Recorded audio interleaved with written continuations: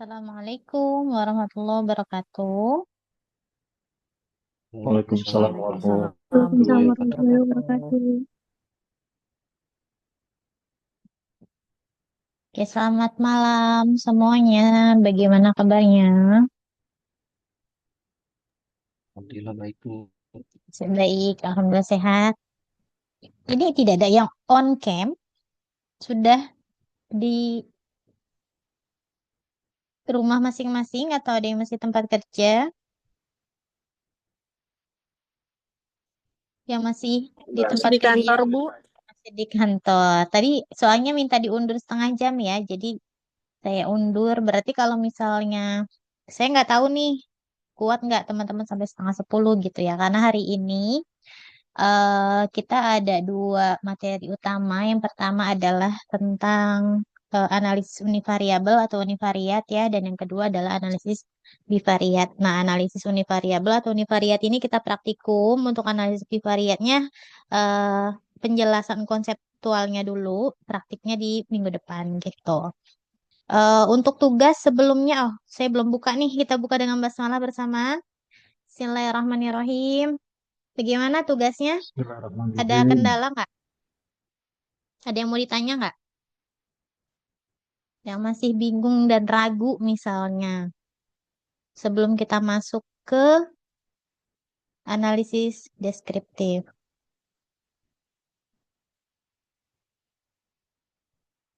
Bisa semua? Ini kayaknya tiap malam ada kelas ya. Teman-teman tiap malam ada kelas nih. Saya kemarin kaget lihat Zoom. Jam berapa ya? Jam 11 malam ya. Puji ngapain join Zoom saya gitu kan malam-malam nih. Saya tanya Puji, Puji kamu ngapain?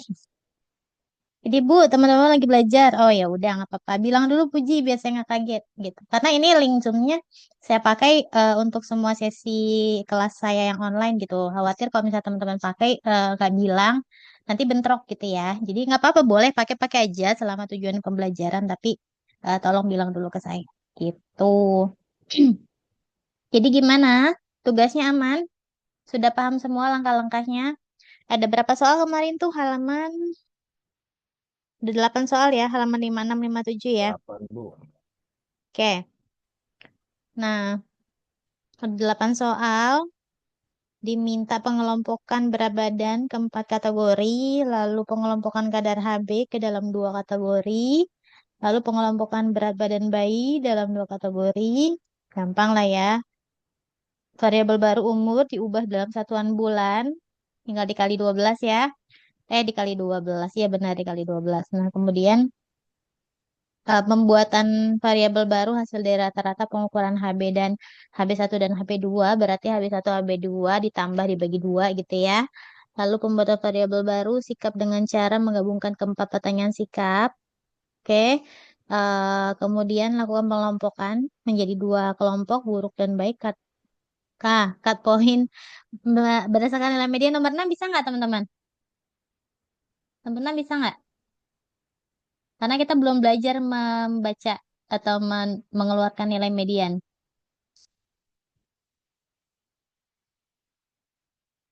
Gimana?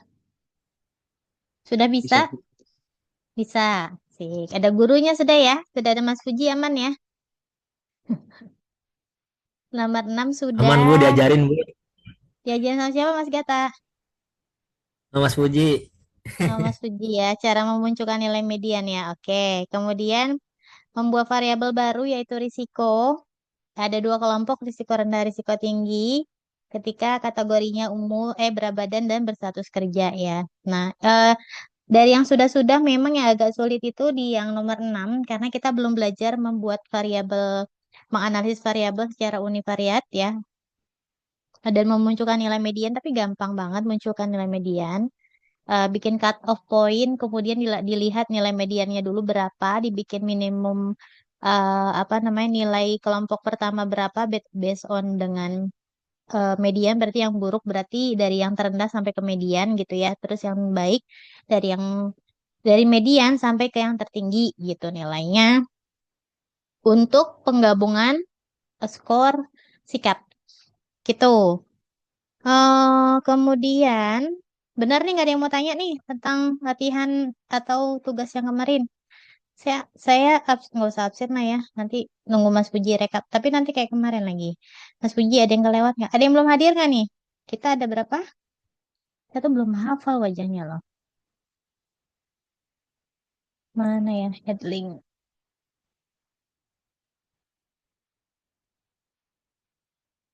Sudah saya rekap kok. Gimana Mas? Sudah saya rekap langsung tadi. Udah ya. Oke, jangan jangan ada yang kelewat lagi. Kasihan ntar temennya masuk ternyata itu nggak masuk gitu. Ntar, kita berapa? Angkatan berapa Mas? 23 berarti. Kenapa? Lengkap kan? Mas. 24. Iya. Yang lengkap 25 sebenarnya. Hmm. Manajemen dan analisis data dasar.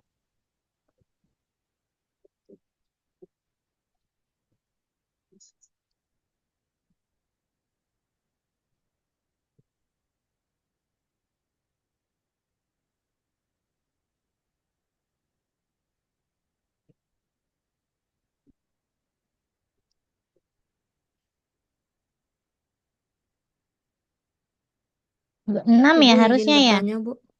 Iya Mbak Rahel, silakan. Kemarin kan saya coba ngerjain tugas. Di bagian outputnya saya nggak keluar, Bu. Cuma kayak tulisan paragraf, tapi habis itu kosong. Paragraf bacaannya apa Mbak? Ada hintnya biasanya di situ. Paragraf, cuma tulisan paragraf. Coba dilihat di outputnya. Keterangannya apa di bagian output itu? Kan di output kan cuman memang semacam summary kita sudah klik-klik apa gitu kan, nggak akan muncul datanya. eh tapi di situ bisa terlihat coding yang kita masukkan sudah tepat atau belum gitu.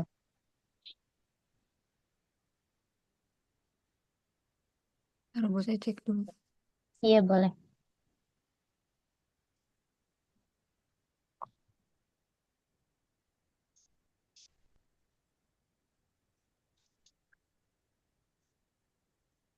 Dua enam Mas, Cuma dua lagi berarti yang belum hadir ya. Yang satu orang kemarin siapa Mbak Devi ya Mas? Mbak Devi kehadir lagi ya?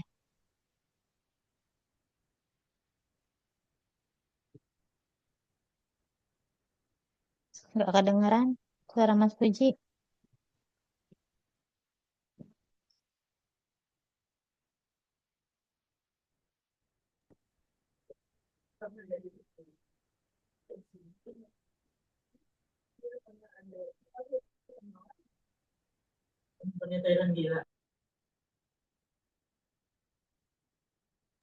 Izin bantu jawab, Bu. Iya Mbak. Iya, Devi nggak masuk karena izin menwa, Bu. Mm-mm. Untuk NWI. keseluruhan mahasiswanya ada 25, Bu. Yang Oh satu 25. mengundurkan diri. Iya.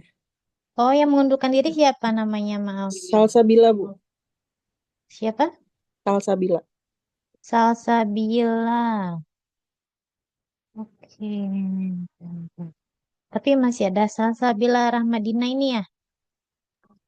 Iya, Oke, betul, Bu. oke.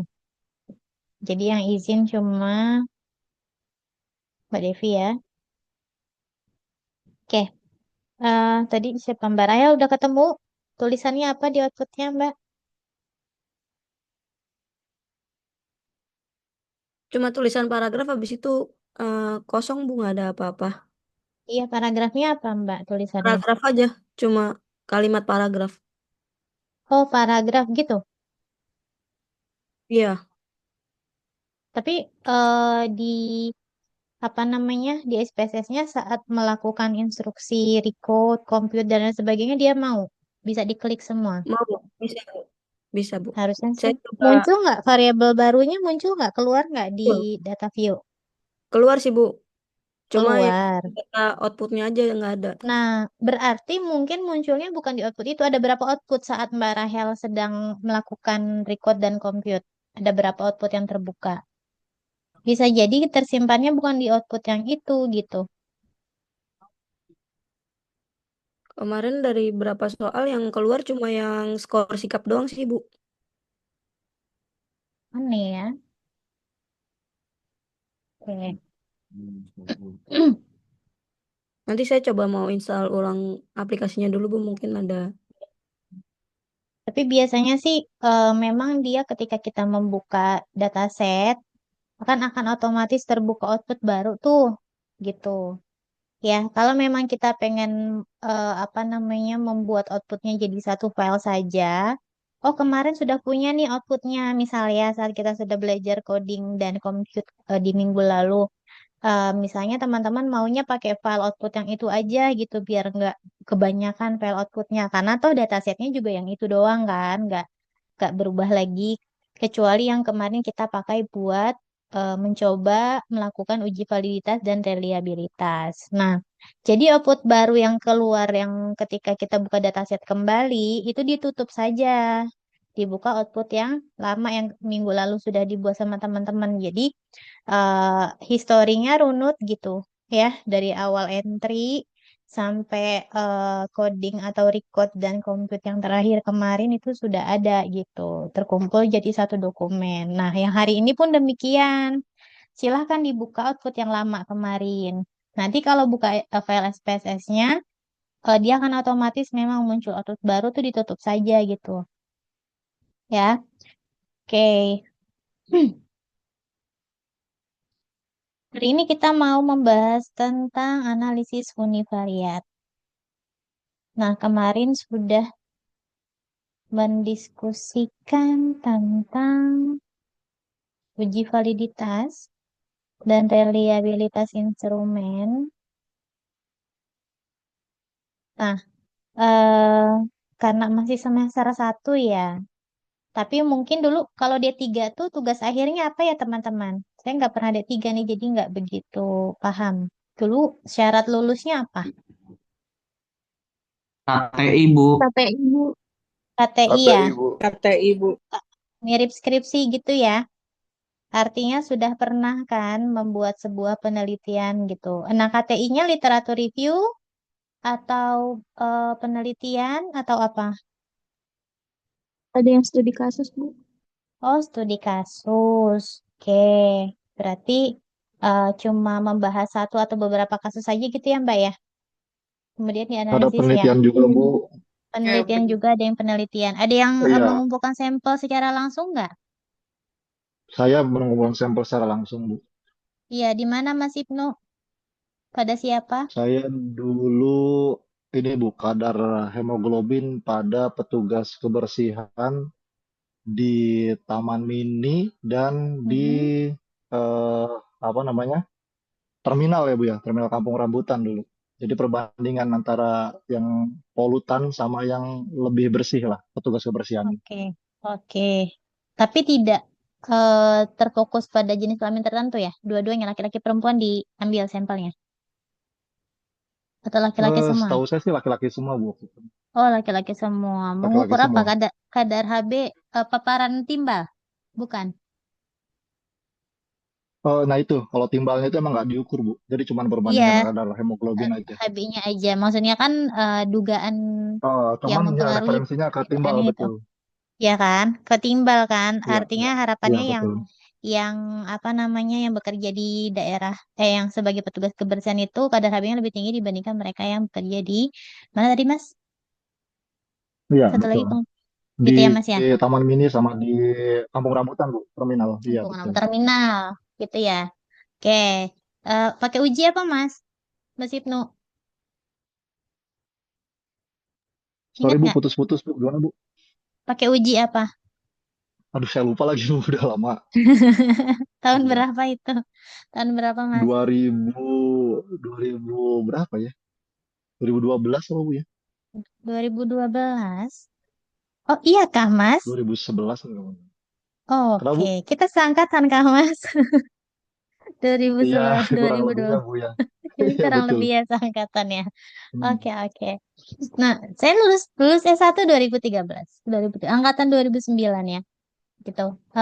Makanya saya manggilnya Mbak Mas aja ya, karena bisa jadi memang kita sepantaran gitu kan. Jadinya Anggaplah ini sebagai apa forum sharing aja gitu ya. Nah, kalau misalnya tadi contohnya penelitian yang sudah pernah dilakukan oleh Mas Ibnu ya terkait mengukur kadar hemoglobin pada pekerja di petugas kebersihan di Taman Mini dengan di terminal ya. Mereka sama-sama petugas kebersihan tetapi lokasi bekerjanya berbeda gitu. Nah, kalau misalnya seperti itu teman-teman, misal Mas Ibnu izin ya saya ambil contoh ya Mas. Ceritanya tadi saya Ya, mau ya, share monggo Bu. screen sebentar supaya membuat teman-teman mudah memahami konsep analisis univariabel gitu dan juga bivariabel sih nantinya ya. Saya share di PowerPoint saja dulu sebentar.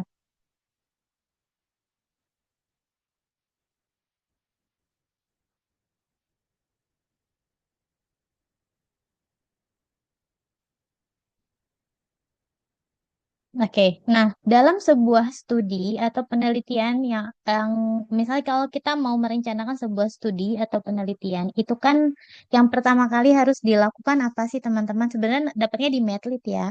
Udah dapat belum ya pelajaran atau mata kuliah metodologi penelitian di semester ini ada nggak? Medlit. Belum, Bu. Ada ya Mbak? Belum, Bu. Oh belum. Oke. Belum, Ibu. Nah, oke. Biasanya yang pertama itu kalau di bab 1 ya, saya mau kasih gambaran. Ini kaitannya apa dengan analisis? Itu kan analisis itu sebenarnya adanya nanti itu di bab 4. Ya, hasil dan pembahasan. Nah, ada di situ.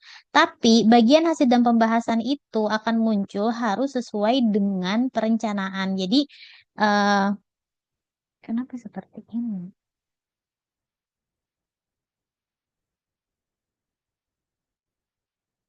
Kok saya nggak bisa ngetik? Bentar, bentar. Udah apa dengan PowerPoint saya? Bentar ya.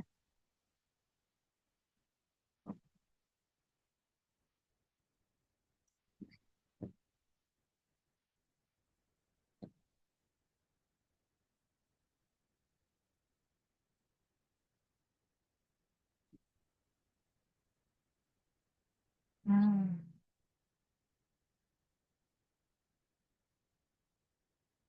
Oke.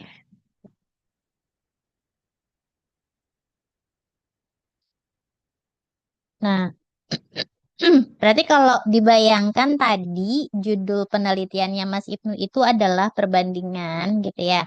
Perbandingan kadar hemoglobin gitu ya pada pekerja kebersihan gitu ya di TMI dan terminal. Misalnya gini ya Mas, benar nggak Mas?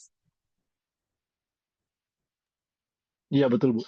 Ya, seperti ini. Nah, oke, judul penelitian ini bisa muncul ketika kita melakukan banyak eh, membaca ya studi literatur atau hasil penelitian orang-orang yang sudah pernah melakukan sebelum kita dan juga dikaitkan dengan apa? Biasanya dikaitkan dengan teori yang kita dapatkan selama perkuliahan gitu. Kenapa tiba-tiba muncul misalnya ide membandingkan kadar Hb?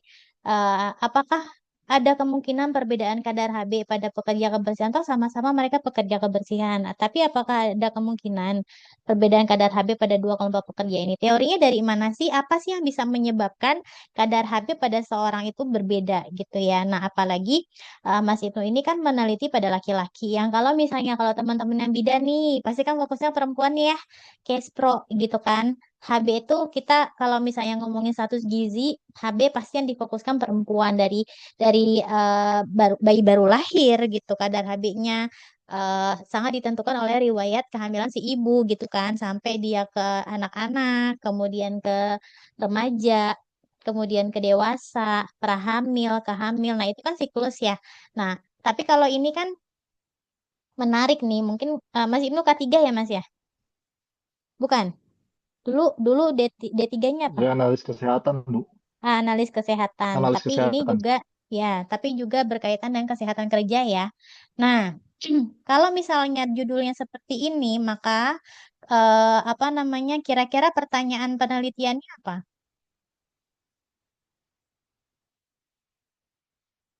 Kita punya berapa variabel sih dari judul yang dimiliki ini oleh Mas Ibnu yang sudah pernah dilakukan. Nah, perbandingan kadar Hb, maka variabel yang pertama adalah kadar hemoglobin. Ya, ini adalah variabel pertama, kadar hemoglobin. Kadar hemoglobin ini ada dua macam. Kenapa? Karena ada dua kelompok yang mau dibandingkan. Ya enggak?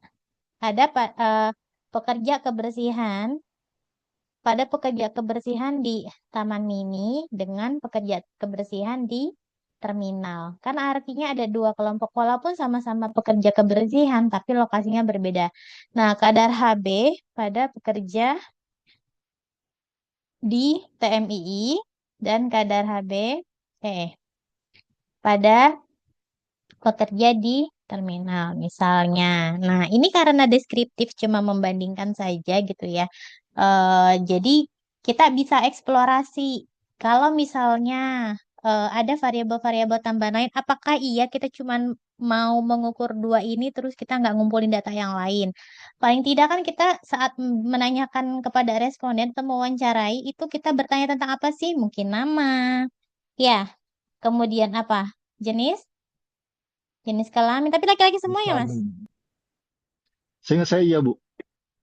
Iya. Let's say kita tidak memperhatikan jenis kelamin, misalnya kan ada juga ya petugas kebersihan yang perempuan ya. Kalau di Depok banyak tuh yang nyapu-nyapu jalanan ibu-ibu ya kalau nggak salah ya, namanya apa ya, pasukan apa ya namanya? Saya lupa. Kalau di Depok diberdayakan tuh ibu-ibu. Nah kemudian umur misalnya, ya. Kemudian apa lagi teman-teman? Kalau dari judul ini ada variabel apa lagi yang bisa kita ukur kira-kira?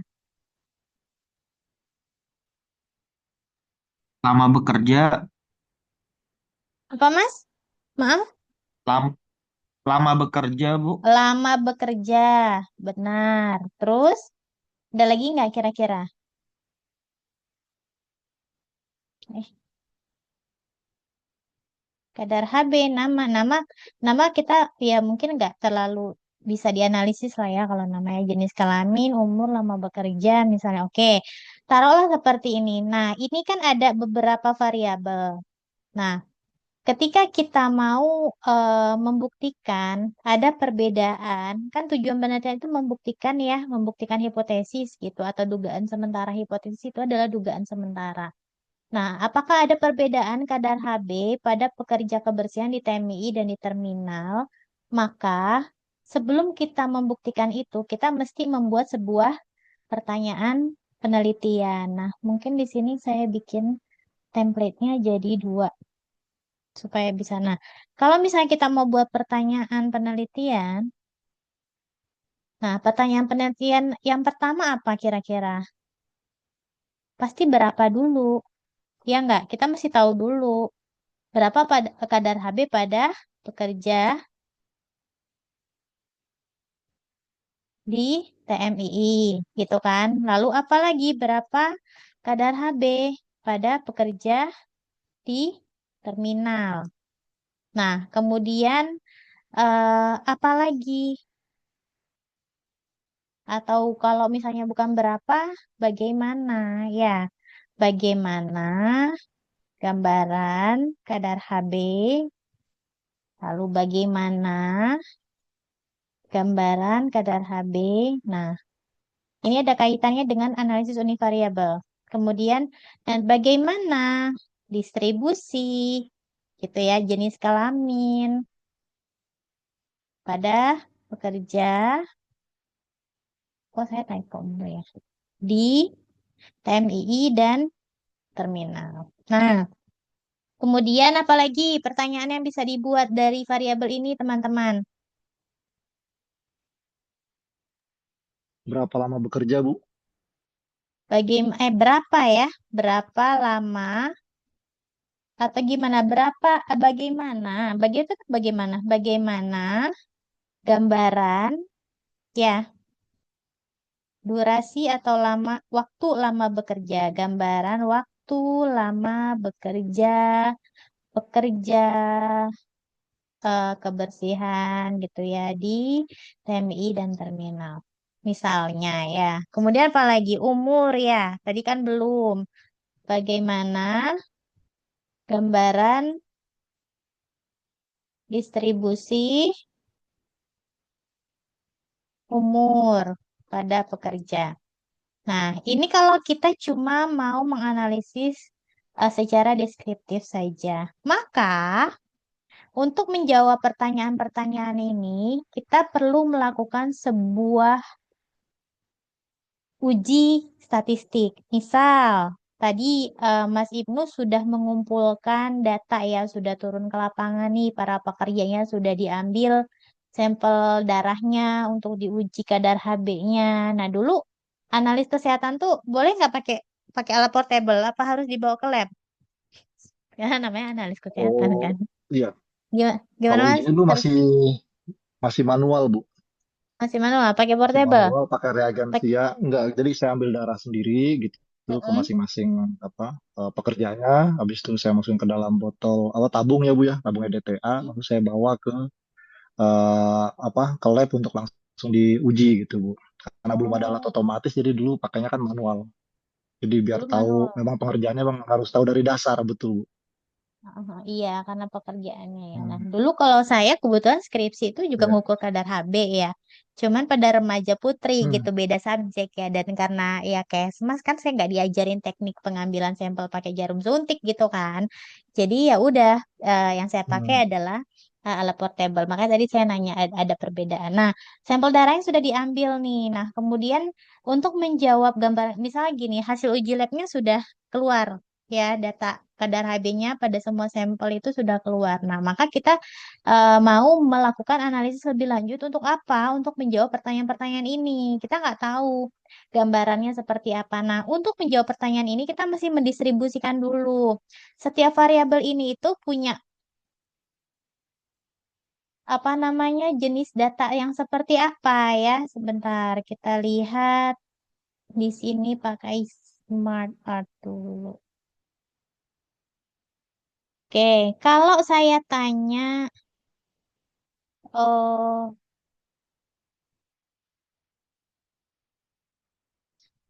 variabel itu ada berdasarkan jenis datanya ada berapa macam? Ada yang bersifat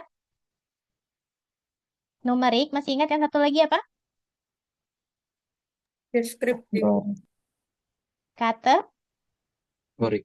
Kategori. kategori. Ingat tabel yang saya kasih di sesi pertama ya. Nah, ada yang numerik, ada yang kategorik. Nah, sekarang kita klasifikasikan ya. Yang numerik ini kadar HP pada pekerja di TMI dan di terminal ini kira-kira munculnya berupa angka-angka atau huruf-huruf, Mbak Mas semua. Angka. Angka, Bu. Angka, maka dia masuk ke kelompok mana, numerik atau kategori? Numerik itu apa? Numerik. Numerik. Numerik ya, oke. Kemudian kalau jenis kelamin, jenis Oh, kelamin gimana? Masuk ke kategori. kelompok Kategori. kategori. Oke. Kategori. Ibu. Kemudian lama bekerja, nah misalkan ya, oh nggak usah dulu deh. Dalam satuan tahun misalnya ya. Umur juga dalam satuan tahun. Nah, maka umur dan lama bekerja ini eh, termasuk ke dalam jenis variabel apa? Datanya adalah numerik. Nah, saat kita mau melakukan sebuah analisis univariat itu itu artinya satu ya teman-teman.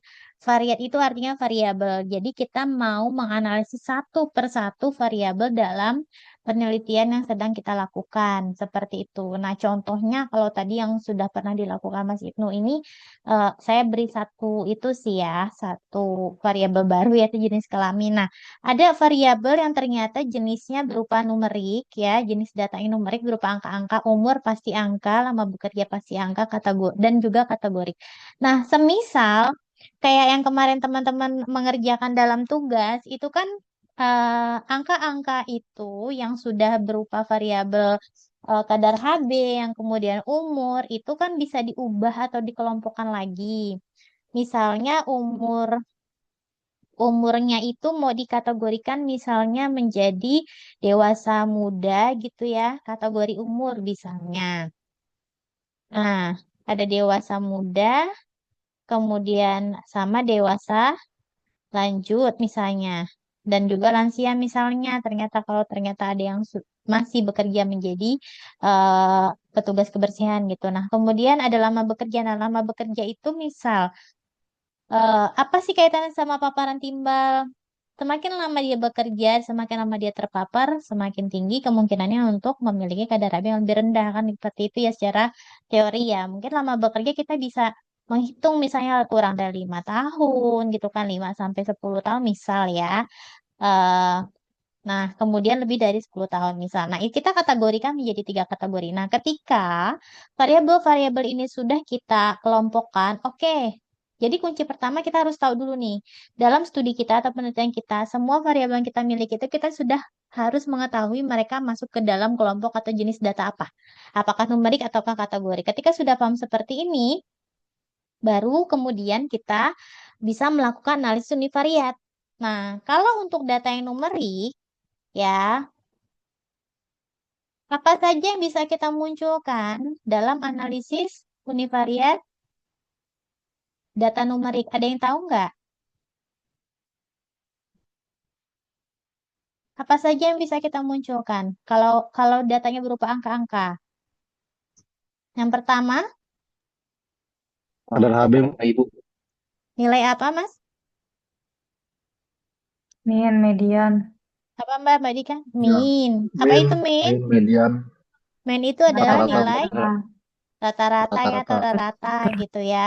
Eh, udah belajar lah ya di dasar statistik. Semua angka-angka itu dijumlah gitu, kemudian dibagi sebanyak jumlah sampelnya ya. Nah, misalnya kalau kita variabelnya adalah umur, maka umur-umur pada setiap responden itu kita jumlah semua. Kemudian kita bagi sejumlah respondennya ya. Itulah nilai rata atau nilai min. Nah, kemudian yang kedua adalah nilai median. Apa itu nilai median, teman-teman? Nilai tengah. nilai tengah, Bu. Ya, Mbak Anis. Hmm. Nilai apa, Nilai Mbak? tengah, Bu. Nilai tengah, betul ya, nilai tengah. Kemudian selain itu ada apa lagi yang bisa kita lihat? Modus. Modus. Modus, oke. Apa itu modus? Modus statistik Nilai ya, yang bukan paling modus Nilai yang yang sering muncul. oke, nilai yang sering muncul. Oke, kemudian ada apa lagi yang bisa kita lihat? Standar deviasi. Standar Timbangan baku. deviasi. Nah, standar deviasi. Selain standar deviasi, Varian timbangan baku. varian. Oke, udah keren-keren nih statistiknya ya, timpangan baku. Kemudian apa lagi? Range. Range. Oke, Kuartil. kemudian kuartil.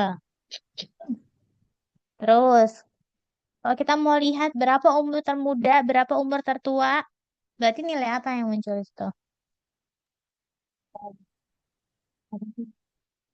Range. Nilai Apa, Mbak? minimum.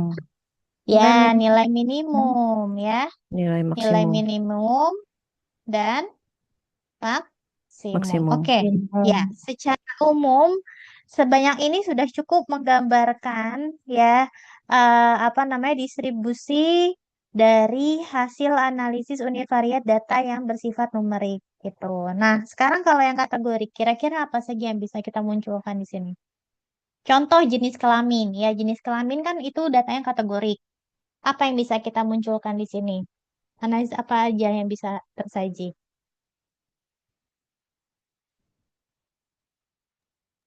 Persentase. Persentase.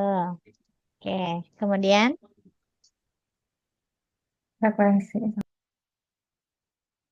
saja. Iya nggak? Univariat apa lagi selain ini? Persentase saja. Laki-laki perempuan. Persentase doang kan? Ya. Distribusi frekuensi ya. Maaf, Ini suara perbandingan ya. Suara putus-putus, saya Bu. putus-putus. Aduh. Bentar, Iya, Bu, maaf, putus. maaf. Bentar ya.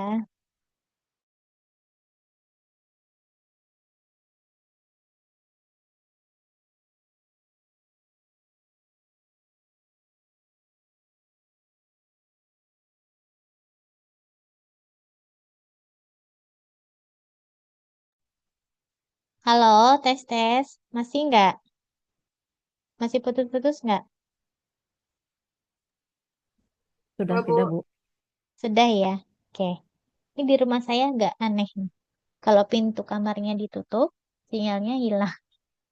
Pintunya dibuka, sinyalnya masuk lagi. Routernya soalnya bukan di kamar ya. Oke, mohon maaf ya. Nah, selain distribusi frekuensi, persentase apa lagi? Cukup? Grafik, Ada lagi? Grafik? Grafik apa Mbak Tiara?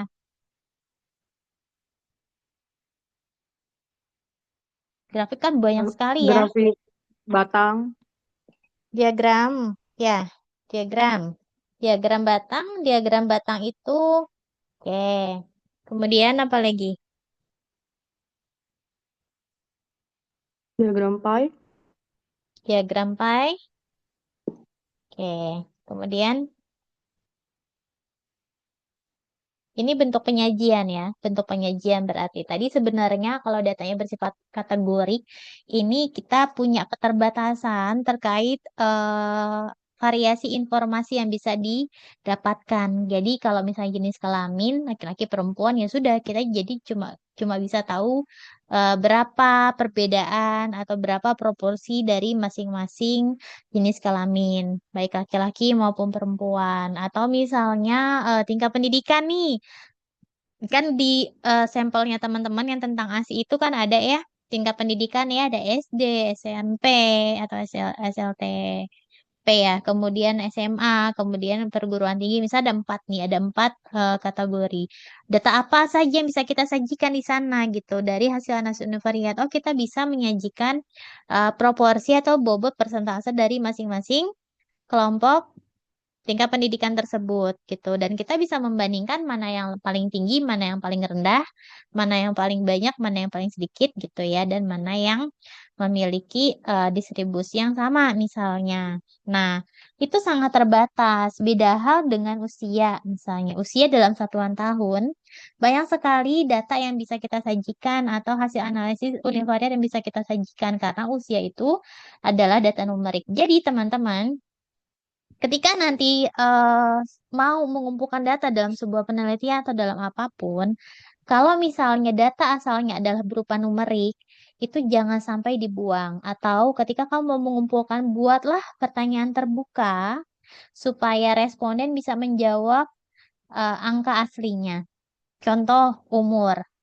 Ketika kita mau melakukan penelitian, jangan langsung kita bikin option jawaban pertanyaannya itu langsung kita kategorikan gitu. Berapa usia Anda?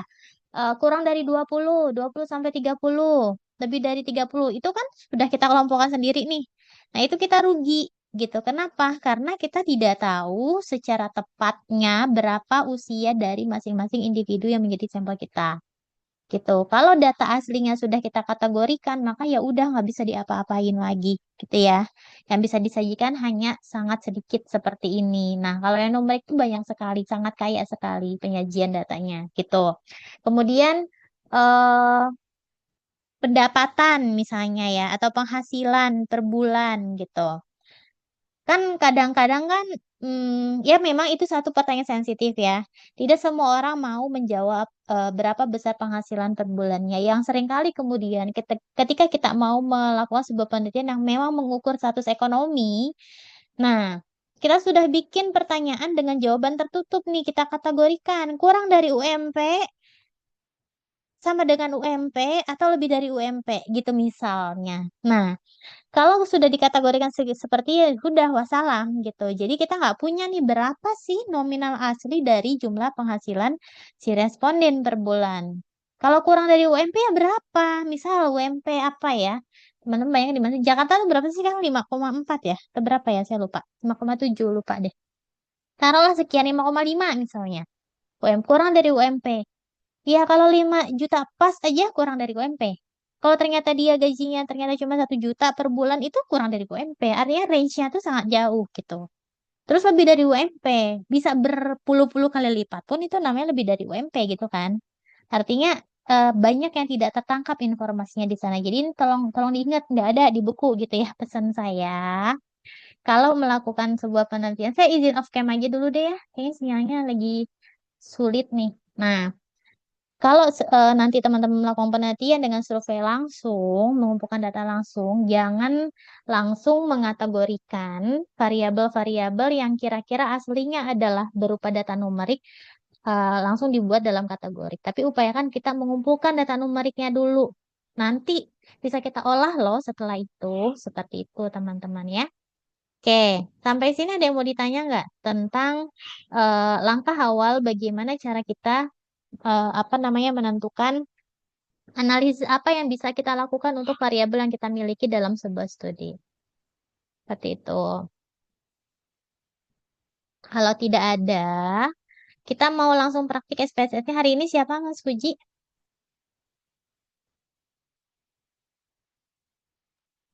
Hari ini Mbak Dika sama Mbak Tiara, Bu. Oke, siapa yang mau duluan? Silahkan. Yang dibuka ada data aslinya ya.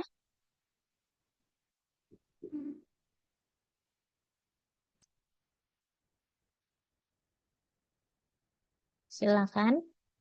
Silakan untuk share screen.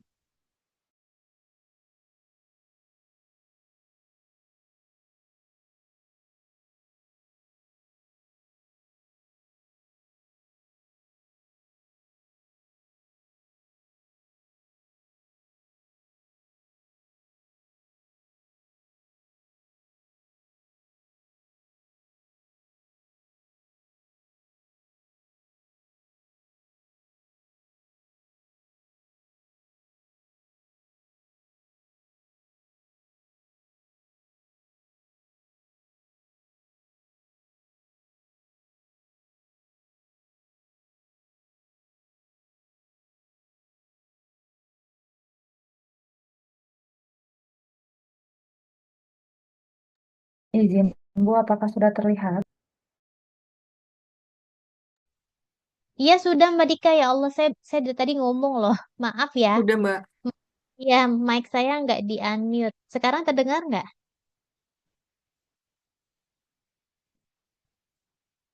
Halo? Terdengar nggak Mbak Dika?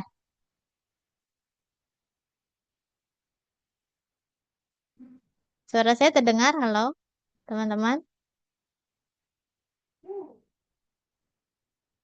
Halo, halo? Mas Puji, suara saya kedengaran nggak?